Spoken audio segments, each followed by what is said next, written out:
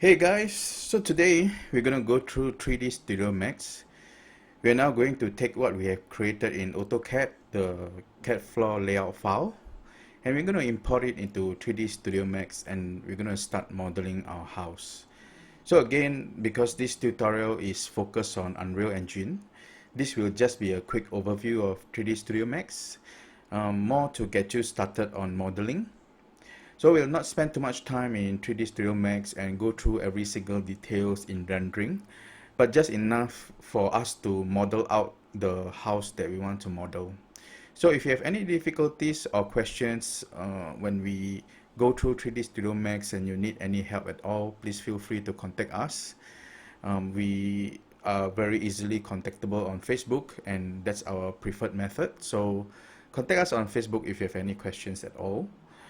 And let's get started. So now we're going to go through some of the initial setups that we want to do for our 3D Studio Max. Of course, like I shared previously, we want to make things as vanilla as possible, but there are still certain setups that we have to do to make things a lot easier for us. I promise there won't be a lot, but here are some of the things. Okay, so the first one that we want to set up is the units. So we can go to customize unit setup, because traditionally we always model in millimeters. So what we want to do is we want to set the display unit scale to millimeters, and of course our system unit scale to 1 mm. Okay, so this will ensure that whatever I'm modeling, the dimensions I specify, if for example I set up a box, this will be in millimeters.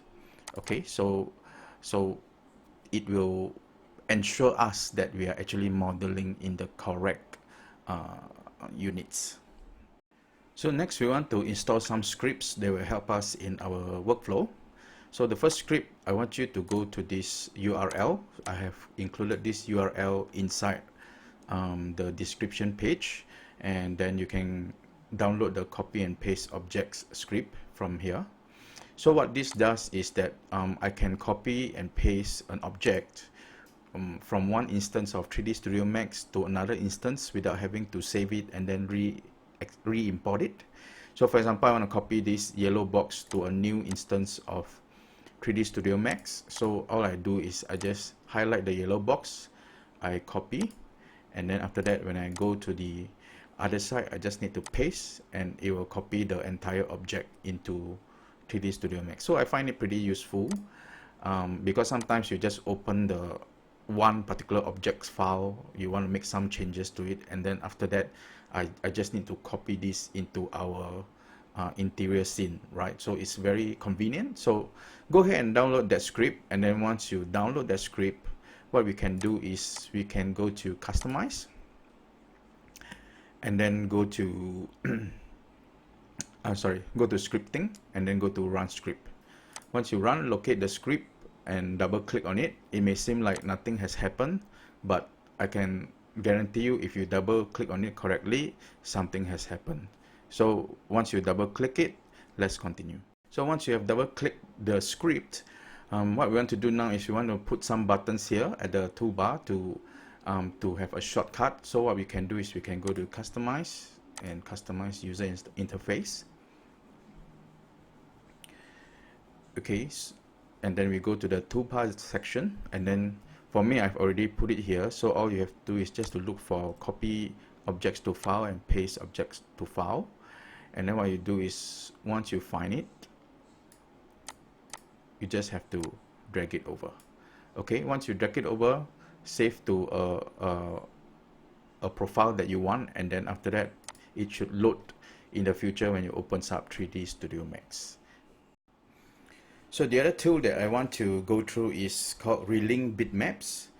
So sometimes when we download models from websites like 3dsky.org, the path of the bitmaps and materials of the models might be different from where we store it currently. So what I mean is, when the modeler originally models the furniture, let's say, they may have stored all the bitmaps and pictures and JPEGs in D drive. But now when we save the model files, we are saving it in another folder in C drive, let's say. So the Relink bitmap tool help us to locate all these missing bitmaps, and we'll try to relink to from where it was originally specified to where you are now storing these files. So it's pretty useful tool. If not, you have to relink every single model one by one. It's going to take a lot of time. So just go ahead. I have provided the URL in the description. Go ahead and download the Relink bitmaps tool, and then you can follow the same way to install by going to scripting run script. Once you're done, you should have a link here called App Store and Relink bitmaps. So if you don't have that, please reach out to us. Again, maybe you can comment on the YouTube channel, because we have already installed it. When we try installing it, it just says it has already been installed. So if you have any issues or problems, please reach out to us. So the next part of our setup is to download and install Unreal Studio if you have not done so.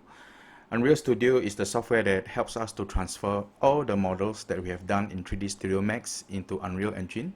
So of course we will go through more of Unreal Studio later, but if you have not done so, please go to the Unreal Engine website and download and install it. So you can just Google Unreal Studio, and then let's go. There should be two parts to it that you need to install. So let me just quickly go through. Get the free beta now. Okay, so there's the actual Unreal Studio for Unreal Engine, and there's the exporter plugins. Okay, so for 3D Studio Max, you want the exporter plugin. So for use with 4.23, download and follow the instructions to install. So once you have installed, you should restart your 3D Studio Max, and there should be an option to export in Unreal Datasmith format.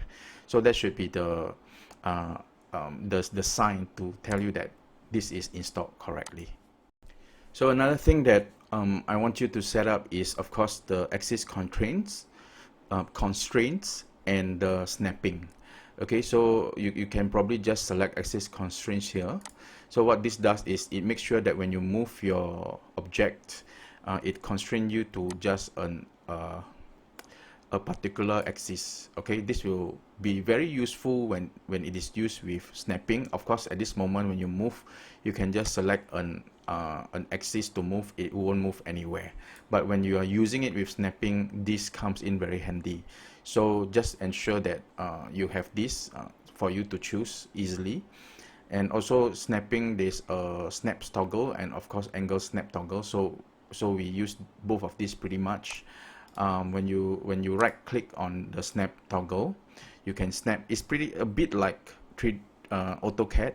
You can snap in grid points, you can snap in vertices, you can snap on edges and stuff like that. So as we do the modeling, I'll probably show you a bit of snapping, but the snapping tool is very important because a lot of lighting issues will surface out if you don't snap things properly to the ground or to whatever surfaces that you have. So make sure that these are set up so that you will have a breeze modeling as well with the snap tools. So now I just want to quickly show you some ways to navigate around 3D Studio Max. This is not an exhaustive list, but there are some of the more basic ones. And again, there's a lot of resources outside in YouTube where you can find out how you can navigate easily in 3D Studio Max, but I'm just going to show you some of the more basic ones. Of course, the first one is we have the select. Ensure that we are able to select object. But once you select object, you can move them. Okay. You will also want to rotate them, and of course scale them, right? So these are very basic. Of course, there's things like zoom. So zoom extends all selected. Usually, you know, sometimes after you have modeled for some time, you just want to zoom back, you know, so this will help a lot. All right, and then what we do is we use the middle mouse to scroll up and down, and of course we use the middle mouse to pan, and we pan this in a 2D space. But if you want to pan it in 3D space, we can click alternate and click middle mouse. Okay, so this pan it in 3D space. So sometimes when you are modeling, you want to see things in different angles. So this is pretty useful. Of course, you can use this small little icon here to control as well. Just left click on this, or if you want to have a top view, you can just click top view, you know, stuff like that. So I leave the rest for you to explore. I won't go so much details into this. Again, if you have questions, just reach out to us on Facebook, post comments. I'm sure people who are watching can help you as well. So let's continue. So before we end, I just want to share a bit more on how you can support the channel. So first of all the PowerPoint files that we use in this tutorial, you can download it. So when you download the PowerPoint files and any project files that we give to the channel through Gumroad, your email will be captured by us. So we will send some marketing materials in the future if you allow us to do so. Of course, you can choose to opt out, but this will help us in our marketing efforts. Of course, the final UE4 project file, it will be for sale as well. So if it is priced at a usual tutorial cost fee, but this is absolutely not compulsory. So if you feel you want to support the channel, you can get the UE4 project file for a price.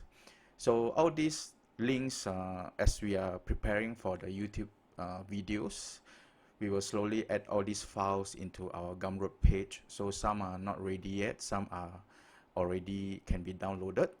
So you can refer to the YouTube description for the links to where to download these project files. And also, I just want to share with you the way to contact us. We have a YouTube channel. You can contact us directly through email, and of course, the easiest way to find us actually is through our Facebook channel. You can directly message us. So these are the links to where you can contact us if you have any questions, you need any help. Feel free to just look for us. Of course, if you can, remember to subscribe to our channel and click on the notification button. So when we post a new video, you'll be notified. Thank you, and I'll see you in the next lesson.